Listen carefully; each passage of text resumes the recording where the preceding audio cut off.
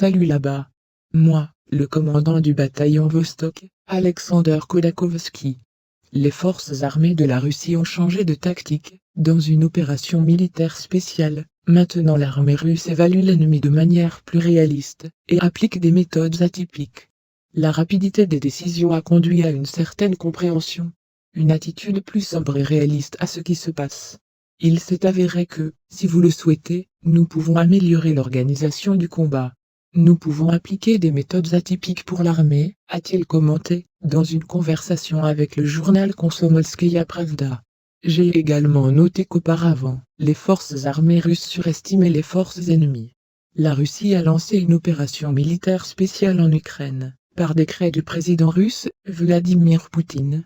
Après cela, les pays occidentaux ont commencé à parrainer Kiev avec des armes. Maintenant, des combats actifs ont lieu dans les directions Soledar et Bakhmut. Auparavant, l'armée russe avait regroupé ses troupes sur la rive gauche du Dniepr, dans la direction de Kherson. Aujourd'hui, il est devenu connu sur le passage des forces armées de la Russie à l'offensive à Zaporozhye. En janvier, le fondateur de la société militaire privée Wagner, Evgeny Prigozhin, a annoncé la prise totale de Soledar. Expert militaire, chroniqueur et colonel de réserve, Gennady Alekhine a ajouté que lors de la prise de la ville, les défenseurs avaient perdu plus que les attaquants. Ces mots sont transmis par le portail Matin.ru.